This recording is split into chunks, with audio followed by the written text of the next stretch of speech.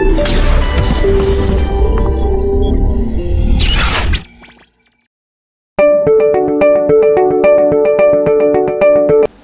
students, today we will discuss JEE Main paper solution Physics 25th February 2021 shift 2। ठीक है, यहाँ पर आप देख रहे हैं फिजिक्स गुरु आप जानते हैं एनवी सर, एवी सर, एवीएन सर, ये my self AR sir and KD sir, और यहाँ पर हमारे पास पवन सर।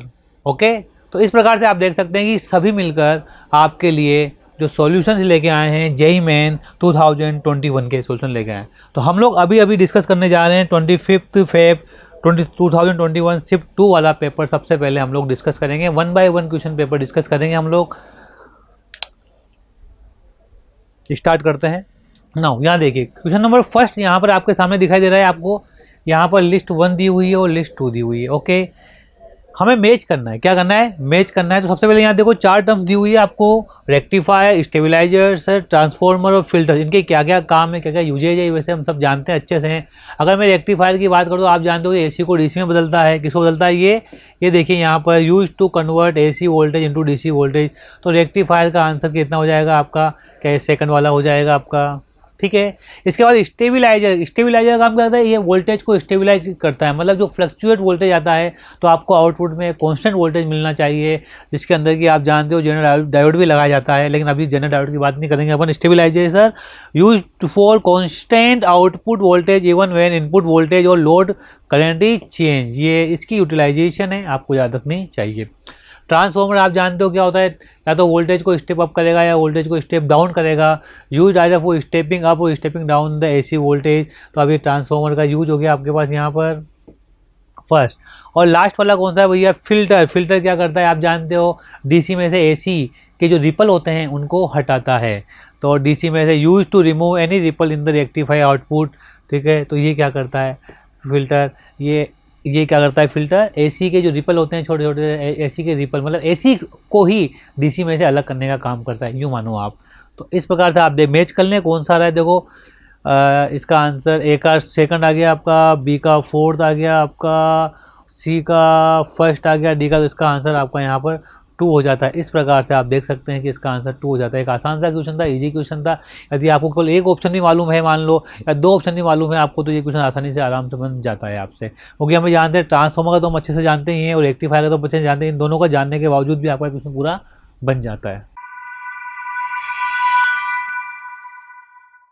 यहाँ पर देखिए एक और क्वेश्चन दिया हुआ है, y equal to a sin omega t plus phi naught is the time displacement equation of a SHM at t equal to displacement of the particle is y equal to a/2 and it is moving along the negative x direction, then initial phase phi naught will be. देखिए इस question को करने के कई सारे तरीके, लेकिन simple सा तरीका अपन सब जानते हैं यहाँ पर कि आपका जो पार्टिकल है वो यहाँ पर है। कहाँ पर है? यहाँ पर है। मतलब यहाँ से यहाँ तक कितना है? ये a/2 है और ये इधर जा रहा है, और time t is equal to 0 पर जब ये इधर जा रहा है तो आप देख सकते हैं कि इनिशियल फेज क्या होगा? क्या ये यहाँ से यहाँ तक होगा?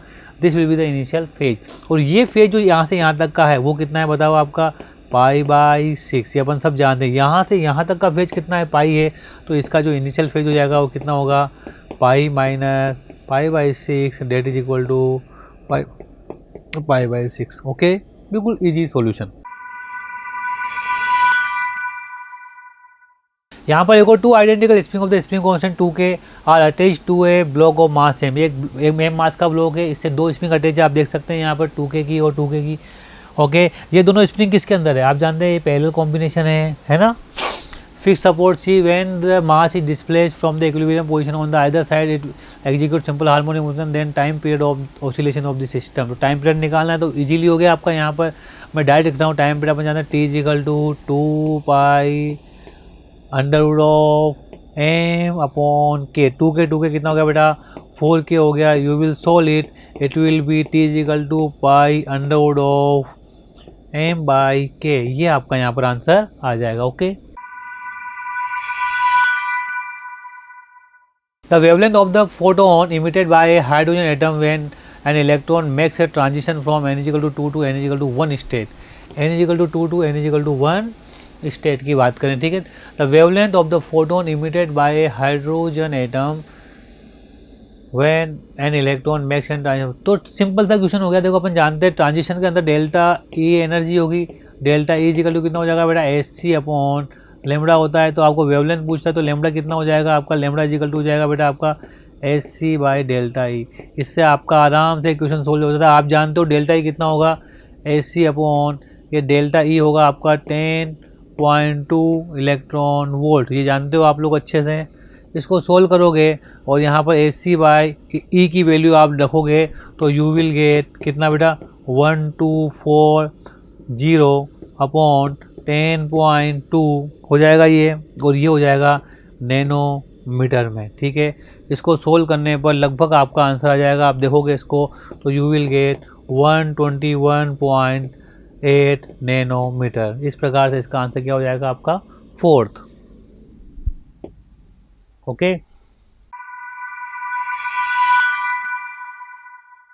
in a ferromagnetic material below the Curie temperature, a domain is defined as a macroscopic region with consecutive, देखो a ferromagnetic material दिया हुआ है, क्या दिया हुआ है, a ferromagnetic material below the Curie temperature a domain is defined below the Curie temperature, आप जानते हो वो पूरी तरह मैग्नेटाइज होगा, तो a macroscopic region with saturation magnetization, तो आपको इसको याद रखना है, बस याद रखने वाला क्वेश्चन है। क्यूरी टेम्परेचर के बाद क्या होता है, क्यूरी टेम्परेचर के पहले क्या रहता है फेरोमैग्नेटिक मटेरियल के अंदर, तो this answer is third. Next यहाँ पर एक क्वेश्चन अच्छा सा क्वेश्चन देख सकते हैं। The point A moves with a uniform speed along the circumference of a circle of radius 0.36 metre and cover 30 degree in 0.1 second. ये 30 डिग्री कवर करता है कितने में, 0.1 सेकंड के अंदर कवर करता है, तो इसका ओमेगा आ जाएगा। अपन जानते हैं ओमेगा बराबर कितना होता है बच्चों, ओमेगा बराबर थीटा बाई टी। थीटा कितना हो गया यहाँ पर ये पाई बाई 6 और टी कितना हो गया आपका ये पाई बाई 6 इंटू 0.1, तो ओमेगा हो गया मेरा, देखो आप पाई ऊपर 10 हो गया तो 5 पाई बाई 3, ये मेरा ओमेगा आ गया।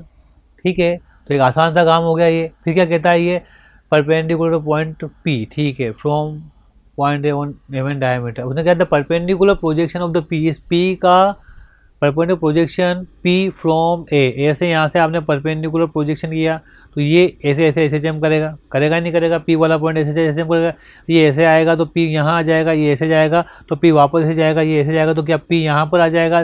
The restoration force per unit mass when P touches the M, M पर टच करेगा, तो जब पी एम पर टच करेगा तो इसका मतलब मैक्सिमम एम्पलीट्यूड होगा, तो मैक्सिमम फोर्स लग रहा होगा, तो मैक्सिमम फोर्स कितना होता है अपन सब जानते हैं, मैक्सिमम फोर्स एफ बराबर कितना होता है एम ओमेगा स्क्वायर ए, ये कितना आ जाएगा बेटा एफ बाई एम, और ये कितना हो जाएगा आपका ओमेगा स्क्वायर ए, काम खत्म। ओमेगा स्क्वायर की वैल्यू कितनी हो जाएगी 5/3 का स्क्वायर, और एम्पलीट्यूड कितना हो जाएगा 0.36। बस इसको सोल्व कर लेना, सोल्व करते हैं आपका आंसर आ जाता है यहाँ पर, देखो सोल्व करते हैं आपका आंसर आ जाएगा 9.87, वही पूरा सोल्व किया हुआ है एकदम से करेक्ट, तो इसका आंसर हो जाएगा 9.87। ओके, क्योंकि आप समझ रहे हैं बात को, जैसे पॉइंट पी यहाँ पहुँचेगा इसका मतलब मैक्सिमम फोर्स लग रहा होगा, क्योंकि ये कहाँ पर आ गया एक्सट्रीम पोजीशन पर आ गया, कहाँ पर आ गया एक्सट्रीम पोजीशन पर आ गया। The stopping potential is 1.43 volt, the new wavelength is, ठीक है, आप सब जानते हैं कि स्टॉपिंग पोटेंशियल के ऊपर सिंपल सा क्वेश्चन है ये, यहाँ से आपकी एनर्जी गिर रही है, ठीक है। फाइव नोट क्या है इसका, फाइव नोट आप जानते हैं, five note is the work function है, तो यहाँ से आपके इलेक्ट्रॉन निकलना चालू हो जाएंगे, ठीक है। तो ये जो एनर्जी गिरी वो किस किस के बराबर है, गिरने वाली एनर्जी फाइव नोट प्लस क्या इसके बराबर है बेटा यार, ठीक है। तो आप सब जानते हैं स्टॉपिंग पोटेंशियल की वैल्यू किसके बराबर हो जाएगी, स्टॉपिंग पोटेंशियल VES बराबर एनर्जी माइनस आपका फाइव नोट हो जाएगा। ओके, तो इसे सोल्व कर सकते हैं, VES बराबर ये हो जाएगा SC upon lambda minus five note, ये इक्वेशन बन जाएगी। अब देखो आपके पास क्या क्या दिया हुआ है, दो बार स्टॉपिंग पोटेंशियल दिया हुआ है अलग अलग, है ना, एक में वेवलेंथ दिया हुआ है 491 नैनोमीटर और ये दिया हुआ है उसका स्टॉपिंग पोटेंशियल, दूसरे में हमें वेवलेंथ पूछना है और ये 1.43 दिया हुआ है। तो चाहो तो आप इसको दो बार लिख कर इसको माइनस करोगे और फिर इसका आपका आराम से आंसर आएगा। देखिए यहाँ पर क्या हुआ है, ये पहली इक्वेशन बन गई आपकी, यहाँ पर ये तो EV/S1 इक्वल टू ये हो गया, ये H2 λ2 ये दूसरी इक्वेशन हो गई। यहाँ पर इसमें से इसको क्या किया, सब्ट्रैक्ट किया, तो ये वाली इक्वेशन आ जाएगी।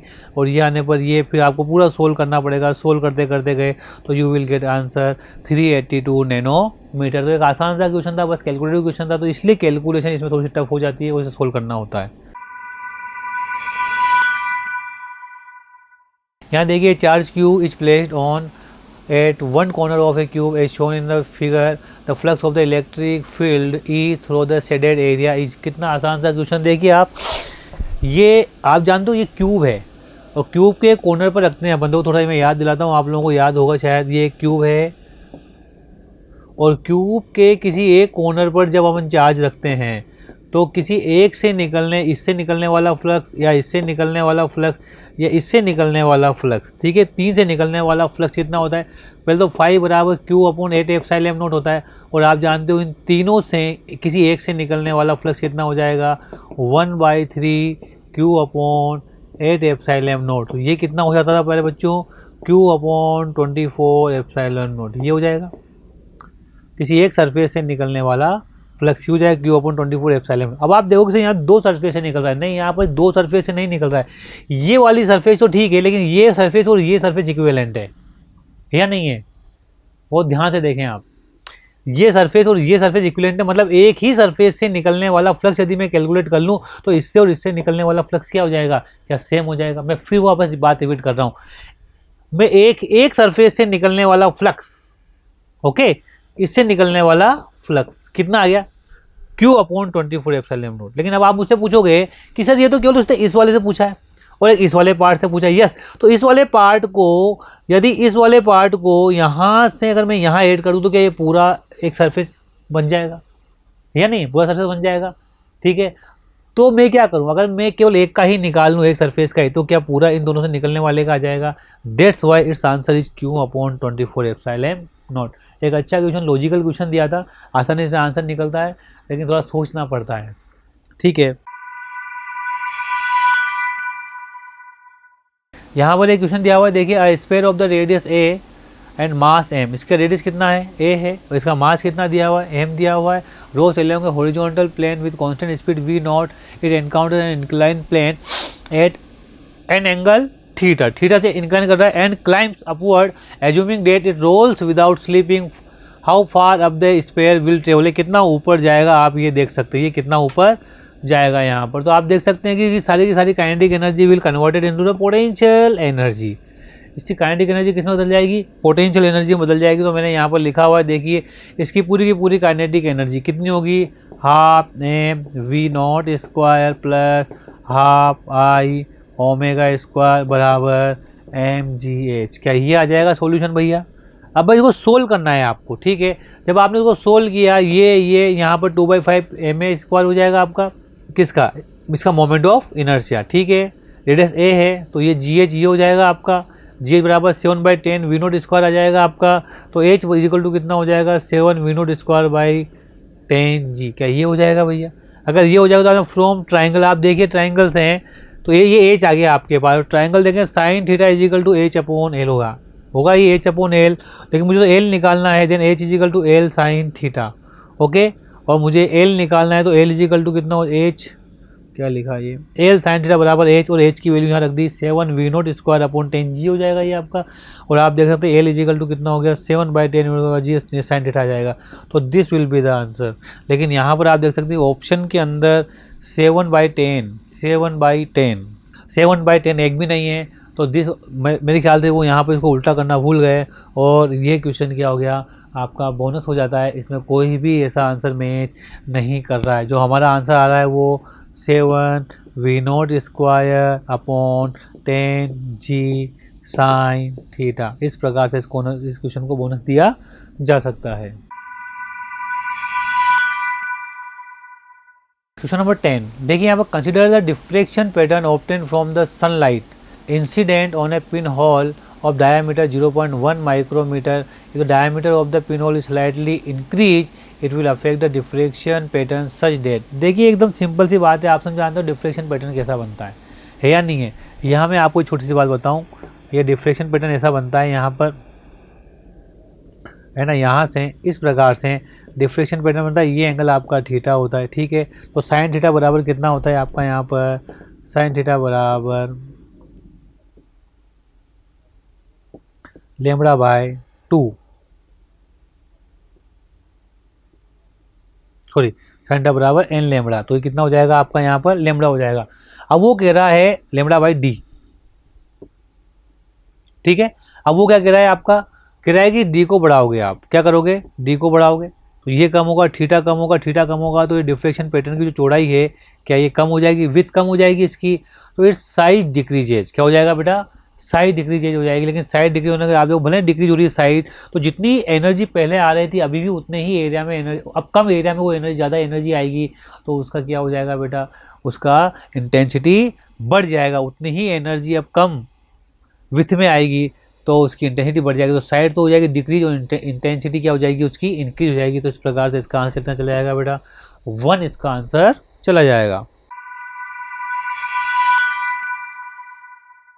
An electron of mass me and a proton of mass mp equal to 1836 me are moving with the same speed. The ratio of their de Broglie wavelength lambda of electron upon lambda of proton will be।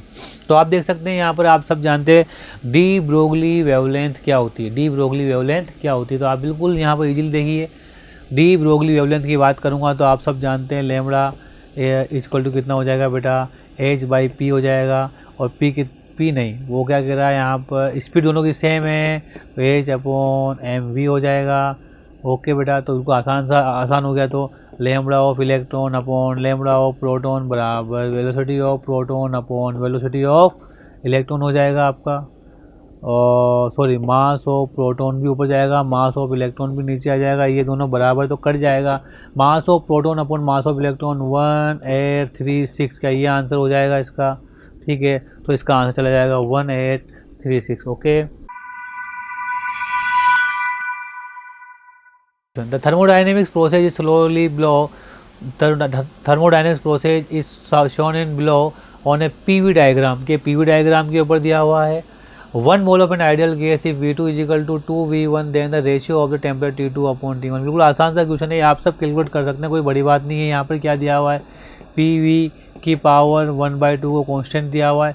हम जानते हैं PV is equal to कितना होता है nRT, हमें क्या गायब करना है, P गायब करना है, तो यहाँ पर P is equal to कितना हो जाएगा nRT बाय V हो जाएगा। कीप इट हियर कितना हो जाएगा आपका, देखो जैसे ही आप इस P को यहाँ रखोगे यू विल गेट T और अपॉन V की पावर 1/2 बराबर नया कॉन्स्टेंट हो जाएगा बेटा यार।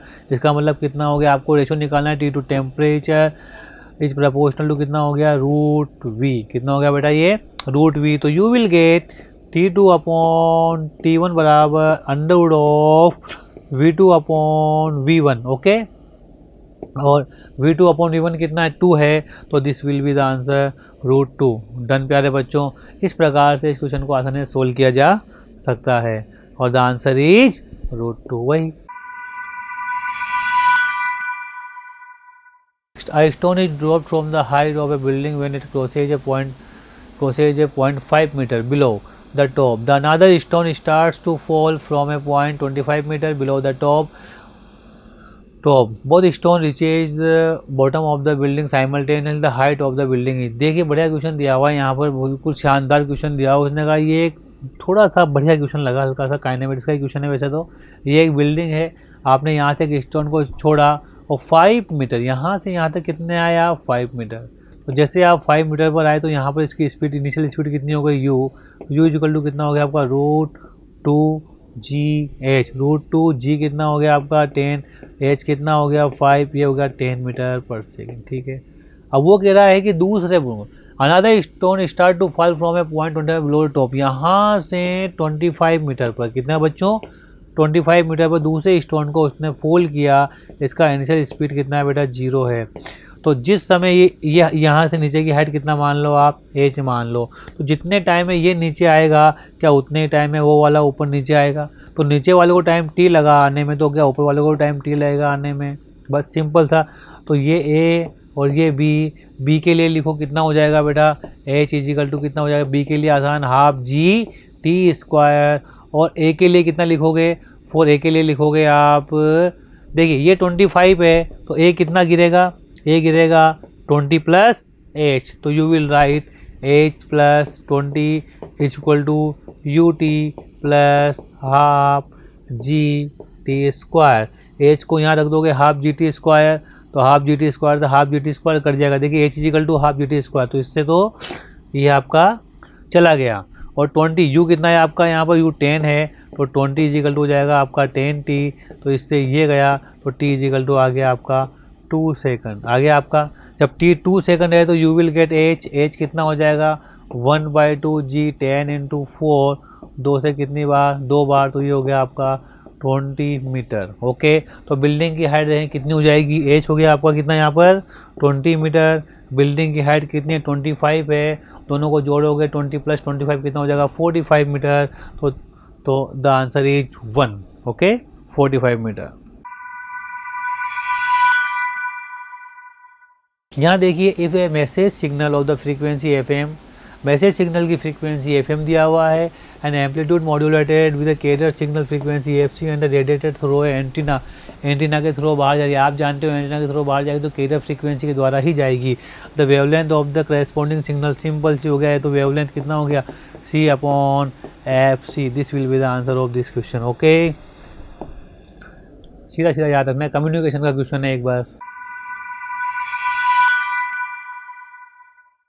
हाँ, यहाँ पर एक क्वेश्चन दिया हुआ है, given below are 2 statement, statement first if देखो थोड़ा ध्यान सुनना इस क्वेश्चन को। स्टेटमेंट फर्स्ट दिया हुआ है, given below 2 statement. Statement 1, in a diatomic molecules the rotational energy at a given temperature obey Maxwell distribution. Yes, किसी भी टेम्परेचर के ऊपर मैक्सवेल डिस्ट्रीब्यूशन को, डायएटोमिक मॉलिक्यूल्स हो चाहे मोनोएटॉमिक मॉलिक्यूल्स हो, वो सब मैक्सवेल के एनर्जी डिस्ट्रीब्यूशन को फॉलो करते हैं। ओके, स्टेटमेंट सेकंड, तो ये तो आपका स्टेटमेंट 1 ट्रू हो जाएगा। क्या हो जाएगा, ये ट्रू हो जाएगा। और अगला सेकंड क्या है बेटा, statement 2, in a diatomic molecule the rotational energy at a given temperature equals the translational kinetic energy for a each molecule. लेकिन नहीं हो पाएगी, क्यों नहीं हो पाएगी, क्योंकि डायएटोमिक मॉलिक्यूल्स है, उसमें डायएटोमिक में आपका degree rotational degree of freedom तो आपका 2 आ जाएगा, जबकि ट्रांसलेशनल काइनेटिक एनर्जी में डिग्री ऑफ फ्रीडम आपका 3 आएगा। ठीक है, तो ट्रांसलेशनल काइनेटिक एनर्जी और रोटेशनल काइनेटिक दोनों अलग अलग होगी, सेम नहीं होगी, है ना। और उन्होंने क्या कहा है कि in a diatomic molecule the rotational energy at a given temperature equal the translational kinetic energy for a each molecule. से गलत हो गया एकदम से। ठीक है, तो इसका आंसर क्या, ये हो गया आपका फॉल्स, ये हो गया आपका फॉल्स, तो इसका आंसर आ जाएगा 4। ये रोटेशनल डायएटोमिक मॉलिक्यूल्स ही हो जाएगी, ये हो जाएगी उसकी ट्रांसलेशनल काइनेटिक एनर्जी, तो दोनों अलग अलग हो जाएंगे।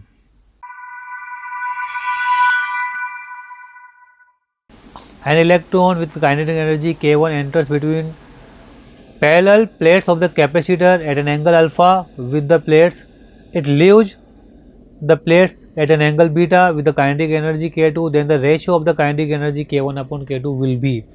तो आप देख सकते हैं यहाँ पर ये कैपेसिटर है, बिल्कुल आसान सा क्वेश्चन है। यहाँ पर स्पीड आपने V1 ले ली, ये अल्फ़ा से अंदर जाएगा बच्चों, ओके, और ये बाहर निकलेगा, ये स्पीड V2 हो जाएगा और ये एंगल बीटा हो जाएगा। आपको आप सब जानते हो अगर ये पॉजिटिव या नेगेटिव प्लेट हो, या तो इलेक्ट्रिक फील्ड ऊपर की तरफ होगा या इलेक्ट्रिक फील्ड नीचे की तरफ होगा, ठीक है, लेकिन एक्स डायरेक्शन में कोई इलेक्ट्रिक फील्ड नहीं होगा, तो ये V1 कॉस अल्फ़ा और इसका कंपोनेंट कितना होगा बेटा V2 कॉस बीटा। तो इनका horizontal component will be equal, मतलब V1 cos alpha equal to कितना हो जाएगा बेटा V2 कॉस बीटा। अब काइनेटिक एनर्जी का रेशो पूछ रहा है K1 अपॉन K2, तो ये आसान सा हो गया, K1 अपॉन K2 बराबर कितना हो गया बेटा half m v square, half m V1 square upon half m V2 square. इससे ये कट जाएगा, इससे ये कट जाएगा, तो V1 स्क्वायर अपॉन तो V1 अपॉन V2 कितना हो जाएगा, ये हो जाएगा cos square beta upon cos square alpha. इस प्रकार से इसका आंसर आ जाएगा आपका ये cos square beta upon cos square alpha. Okay,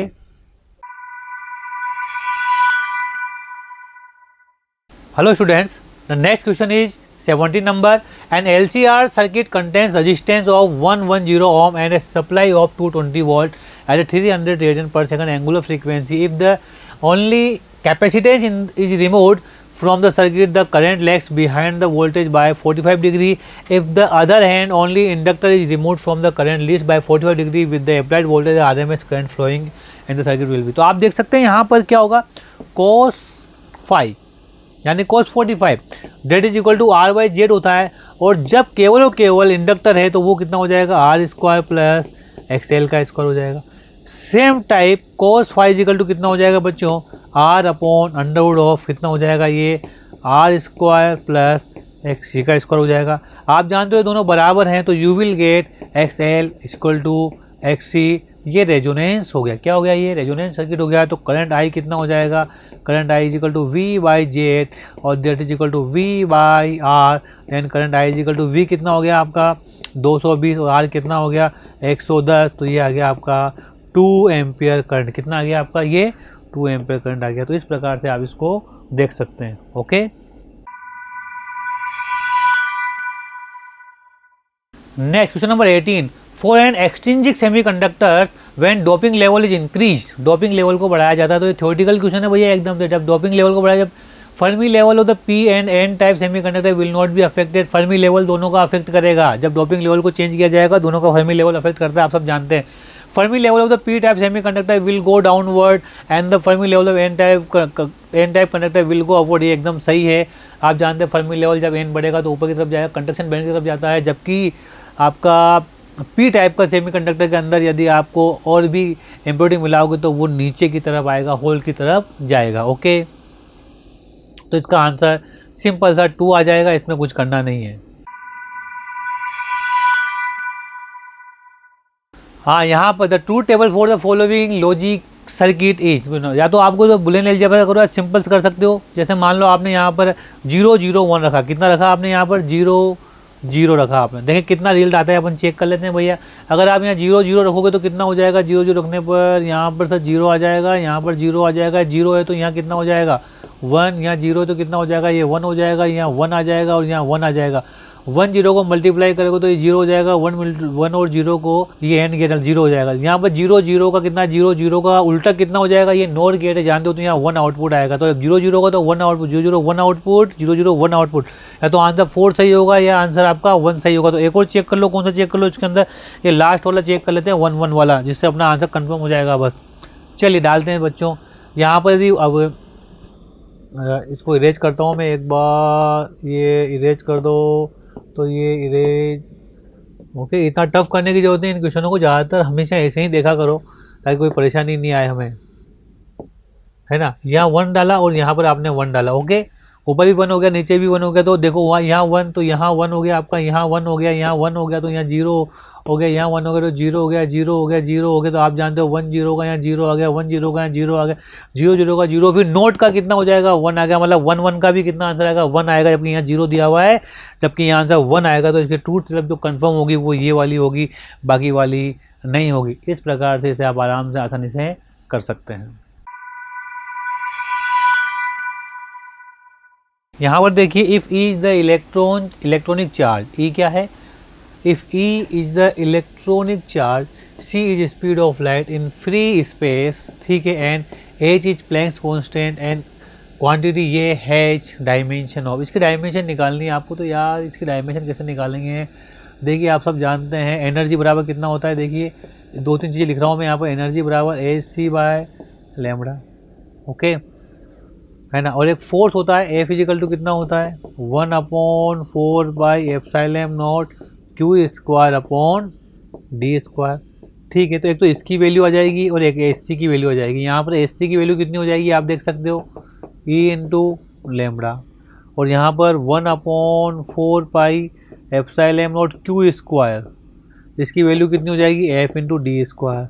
यहाँ देख सकते हो आप कि इसकी जो वैल्यू है वो कितनी होगी F इंटू डी स्क्वायर, और एच की जो वैल्यू है वो कितनी हो गई E इंटू लेमड़ा। ये एनर्जी है, आप जानते हो ऊपर कितना हो गया, एनर्जी कितनी होती है, ऊपर की डायमेंशन आप जानते हो, नीचे ये F इंटू डी एनर्जी हो जाएगी, F into D upon E into lambda, आप जानते हो एनर्जी से एनर्जी, और इसकी ये मीटर हो जाएगा और ये भी मीटर हो जाएगा, तो इसे ये कट जाएगा, तो आपका फॉर्मूला डायमेंशन लेस हो जाएगा, M0 L0 T0 will be the answer of this question. ये 20 क्वेश्चन हो गए आपके। यहाँ तक कोई डाउट नहीं आया?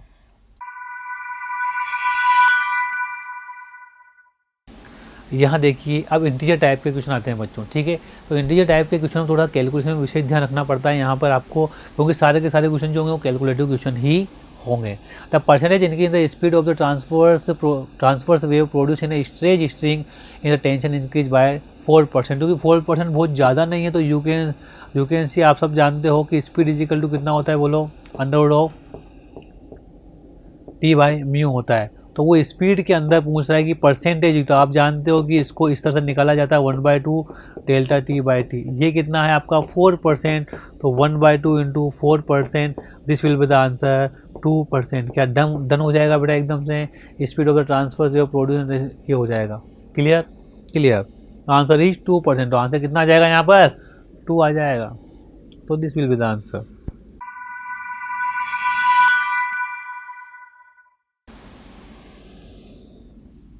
यहाँ देखिए आप, 2 small spheres each of mass 10 milligram are suspended from a point by thread of 0.5 metre long. They are equally charge and repel each other to a distance of 0.20 metre. Then the charge on each sphere is A by 21 into 10⁻8 coulomb. The value of A will be. देखिए आप इस question को थोड़ा सा करेंगे तो आपने ऐसे क्वेश्चन पहले कई बार किए होंगे कि यहाँ से आपने किसी एक को, तो एक ये हो जाएगा, एक चार्ज यहाँ आ जाएगा प्यारे बच्चों, एक चार्ज यहाँ आ जाएगा भैया। और ये लेंथ कितना है बेटा? 0.5 है। ये लेंथ भी कितना है बेटा? 0.5 है। इसका मास कितना है? m है। इसका मास भी कितना है? m है। यहाँ टेंशन कितना है? t है। यहाँ टेंशन कितना है? t है। तो इन दोनों के बीच में जो डिस्टेंस कितना हो गया आपका? 0.20 मीटर हो गया, ठीक है। इसकी वजह से नीचे कितना लग गया आपका? यहाँ पर mg लग गया। इस पर चार्ज q है, इस पर चार्ज q है, इसकी वजह से इस पर फोर्स लग जाएगा इधर आपका, ओके। और यहाँ देख सकते हैं ये एंगल थीटा है, ये टेंशन टी है, तो इसके 2 कंपोनेंट, एक इधर और एक इधर, ये थीटा, तो ये थीटा, ये हो जाएगा आपका टी कोस थीटा, और ये हो जाएगा आपका टी साइन थीटा, ओके। तो इसको सोल्व कैसे करोगे आप? बिल्कुल आसान सा, टी साइन थीटा बराबर एफ, और ये कितना होगा? टी कोस थीटा बराबर हो जाएगा एम जी।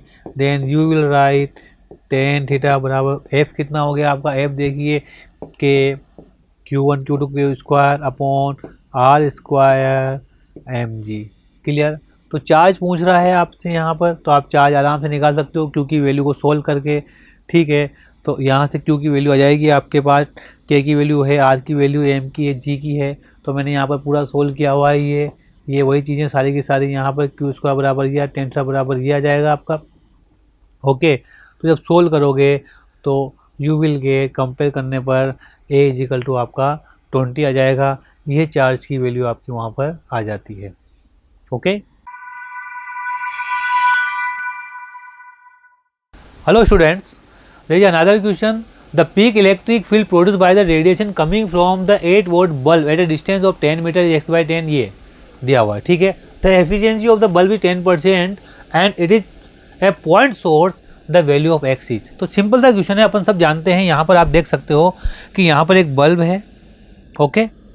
यहाँ पर एक बल्ब है, यहाँ पर एक ये बल्ब है, और आप देख सकते हो बल्ब की एनर्जी है 8 वोल्ट, और यहाँ से रेडिएशन जाएंगे कहाँ पर?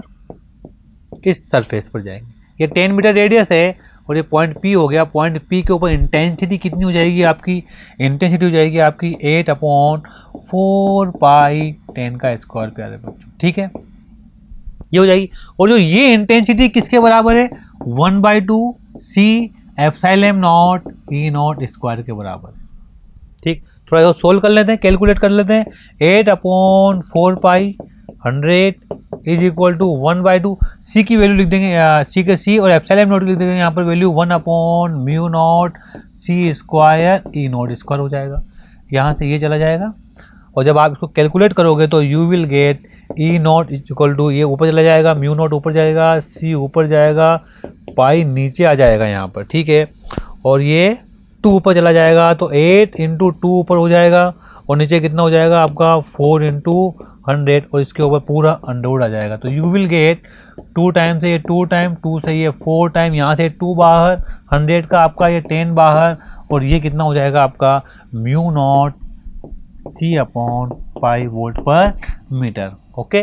तो तो हमारा आंसर कितना जाएगा यहाँ पर 2 आंसर आ जाएगा। यहाँ पर कितना आंसर आ जाएगा आपका, यहाँ पर 2 आंसर आ जाएगा। Okay, Two identical conducting spheres with negligible volume have 2.1 nanocoulomb and 0.1 nanocoulomb charges respectively. They are brought into the contact and then separated by a distance of 0.5 meter. The electrostatic force acting between them. आप देख सकते हैं कि 2 point charge है, एक minus का एक plus का। जब इन दोनों को आप कॉन्टैक्ट में लाओगे तो दोनों पर नेट चार्ज कितना हो जाएगा, आप देख सकते हो दोनों पर हो जाएगा 2.1 माइनस 0.1, तो कितना हो जाएगा आपका, ये हो जाएगा 2 नैनो गुलाम। जब दोनों को सेपरेट करोगे तो यू विल गेट कि दोनों के ऊपर जो गुलाम होगा वो 1 नैनो गुलाम, और ये कितना हो जाएगा 1 नैनो गुलाम। और डिस्टेंस कितना दिया है दोनों के बीच का, दिया है 0.5 मीटर। तो आप देख सकते हो फोर्स कितना आ जाएगा, फोर्स पूछ रहा है वो यहाँ पर, force acting between them he. तो फोर्स कितना हो गया, F इजिकल टू के कितना हो गया 9 × 10⁻⁹ 10 की पावर -9 नैनो गुलाम, 10 की power -9 nano coulomb. R square कितना हो गया आपका 0.5 × 0.5 हो गया। यहाँ पर आप ऊपर 100 लिख सकते हो, ये चला जाएगा, ये चला जाएगा, इससे ये चला जाएगा, 5 से ये 4 टाइम हो जाएगा। तो this is the 36 × 10⁻⁹ Newton. This will be the answer of this question. तो आप देख सकते हैं कि यहाँ पर कितना आंसर आ जाएगा, इसका 36 आंसर आ जाएगा। Okay, another question, the initial velocity v1 required to project a body vertically upward from the surface of the earth to reach the height of 10 r, where r is the radius of the earth, may be described in terms of escape velocity v such that vi is equal to √(x by v) the value of x will be। तो एक जरा सा question है, आप देख सकते हैं यहाँ पर कि ये आपकी अर्थ है, अर्थ की सरफेस से आपको किसी एक पार्टिकल को फेंकना है, कितना ऊपर जाएगा ये, यहाँ पर स्पीड कितनी हो जाएगी 0, ये इसकी इनिशियल स्पीड हो जाएगी।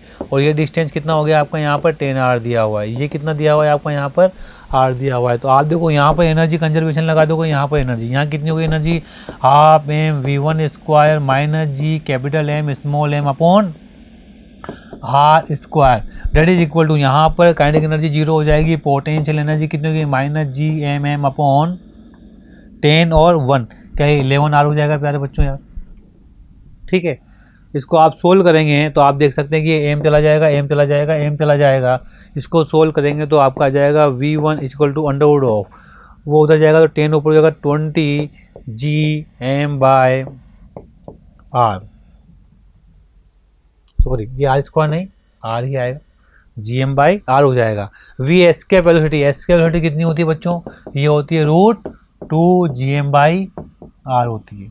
ओके, तो आप देख सकते हो यहाँ पर you will write it v1 is equal to, sorry 11 भी आएगा, Underwood of 10/11।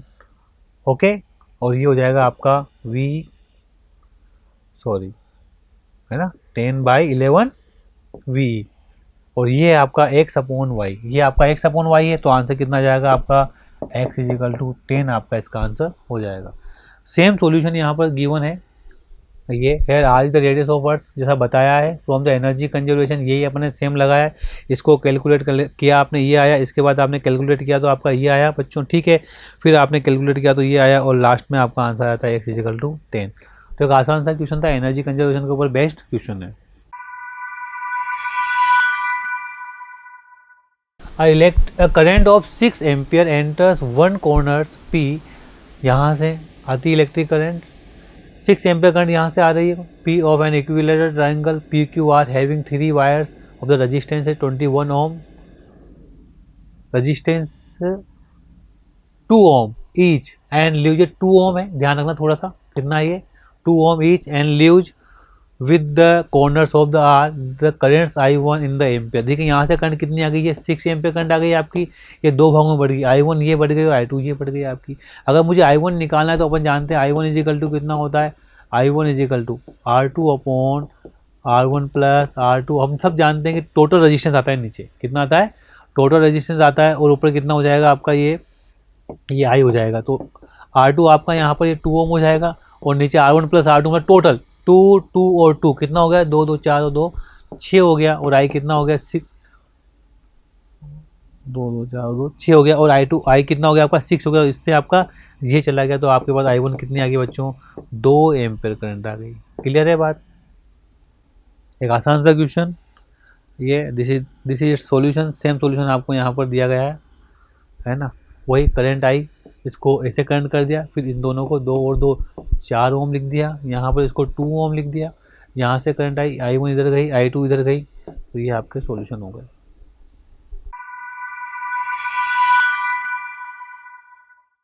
Now the next is the wavelength of an x-ray beam is 10 angstrom. ठीक है, वेवलेंथ दे दिया उन्होंने 10। The mass of a fictitious particle having the same energy as that of the X-ray photon is x/3 h kg. The value of x is, आप जानते हो energy कितनी होती है बेटा, एनर्जी आप जानते हो E इक्वल टू कितना होता है आपका AC/λ, और ये किसके बराबर हो जाएगा, mc² के बराबर। क्या यहाँ पर m निकालना है आपको, तो आप देख सकते हो कि इससे ये गया आपका, तो मास कितना हो जाएगा आपका, मास हो जाएगा इसका आपका h/3 × λ।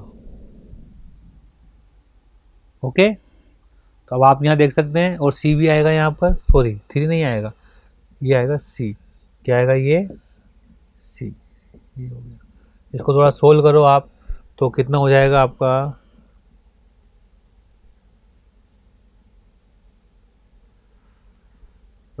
H तो AC हो गया, लेमड़ा हो गया 10⁻⁻10 इंटू C कितना हो गया 3 × 10⁻8।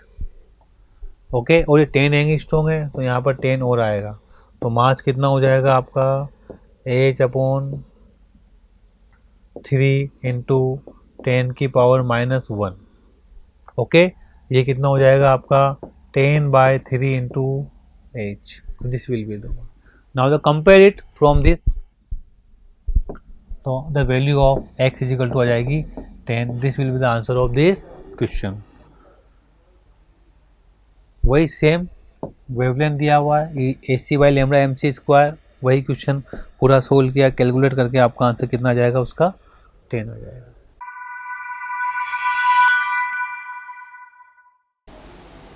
द नेक्स्ट क्वेश्चन इज, एक अच्छा क्वेश्चन है, एक बढ़िया क्वेश्चन है, थोड़ा ध्यान देने वाला क्वेश्चन है।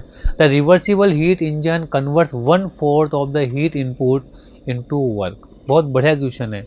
क्या कह रहा है वो, a reversible heat engine converts 1/4 of heat into work when the temperature of the sink is reduce by 52। Reduce किया है, जो पहले T था उससे रिड्यूस करके -52 कर दिया है। Its efficiency is double, efficiency कितनी हो जाती है, डबल हो जाती है, और temperature kelvin of the source will be. तो इस क्वेश्चन को आप ध्यान से देखें। सबसे पहले मैं बात करता हूँ कि इनिशियल एफिशिएंसी क्या होती है। आप जानते हो वर्क अपॉन क्यू इनपुट, यही होता है, और उन्होंने क्या कहा है कि जो आपका हीट इनपुट है वो डबल है, हीट इनपुट इनटू वर्क, है ना।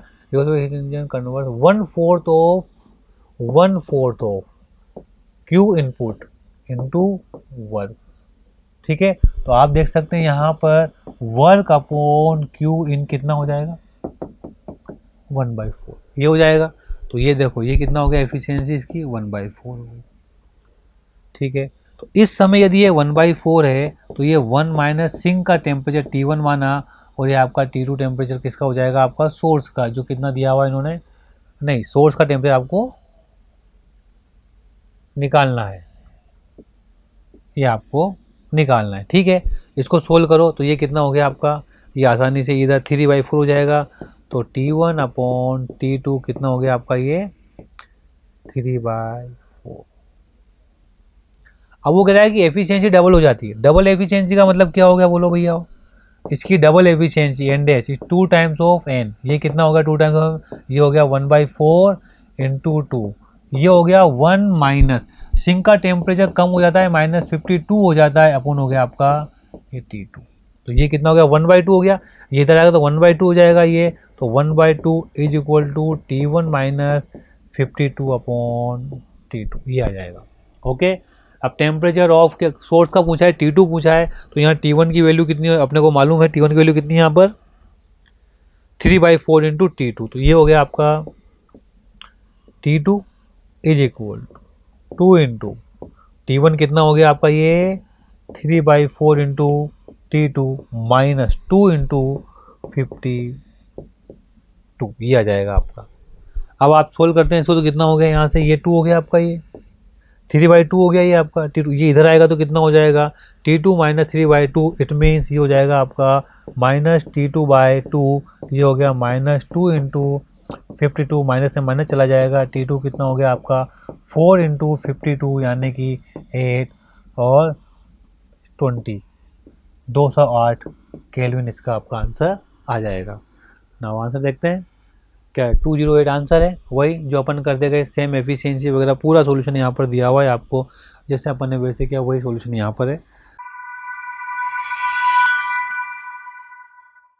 2 particle saving masses 4 gram and 16 gram, क्या गया बेटा 4 ग्राम है और 16 gram respectively are moving with equal kinetic energy, the ratio of magnitude of their linear momentum is n/2, the ratio of the n will be. देखिए उन्हें क्या कहा है, moving with equal kinetic energy, ratio of the magnitude of their linear momentum. Linear momentum आप जानते हो क्या होता है, तो काइनेटिक एनर्जी कितनी होती है, फटाफट बोल दो, हाफ mv²। तो इसको m से ऊपर मल्टीप्लाई कर दो, m से नीचे मल्टीप्लाई कर दो, आप लोग कहोगे कि ये हो गया सर मोमेंटम का स्क्वायर अपॉन 2m हो जाएगा ये। तो हमारे पास यहाँ पर क्या आ जाएगा, p = twice m into kinetic energy, ठीक है। तो आप देखिए P1 अपॉन P2 कितना हो जाएगा, √m1 अपॉन m2, क्योंकि काइनेटिक एनर्जी दोनों की क्या हो जाएगी यहाँ पर सेम हो जाएगी। तो अब आप देख सकते हैं m1 कितना हो गया 4 और ये कितना हो गया 16, ये कितना हो गया 1/4, ये कितना हो गया आपका 1/2, ये हो गया आपका 1/2 हो जाएगा। तो अब आप देखिए कंपेयर करिए इसको यहाँ पर, तो n की वैल्यू कितनी आ जाएगी, n की वैल्यू आ जाएगी आपके पास 1। बिल्कुल जरा सा क्वेश्चन आया था, इजी था एकदम से, यही सेम सॉल्यूशन वापस पूरा आपको यहाँ पर दिया हुआ है। Next question, if P and Q = Q and P, the angle between P and Q is theta is greater than 0 degree and less than 360 degree, the value of theta.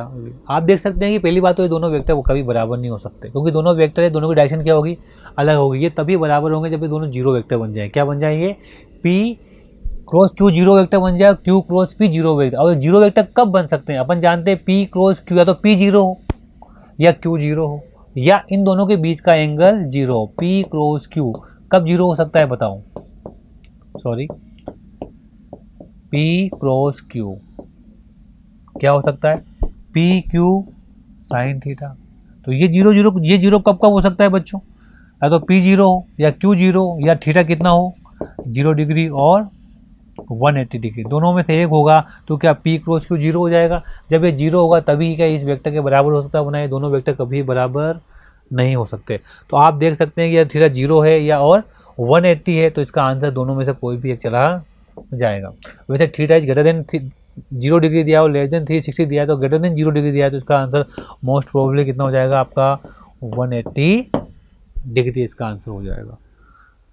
ये आपको सॉल्यूशन प्रोवाइड दिया गया है, इन्होंने कहा है वही same कहा है कि only P is zero, only Q is zero, ठीक है। फिर कहते हैं angle between P and Q is theta, तो थीटा भी अगर मान लो 180 है तब भी क्या है, दोनों इसका जीरो होना कंडीशन फुलफिल करता है, तो इसका आंसर कितना हो जाएगा आपका 180 डिग्री हो जाएगा। Okay, thank you.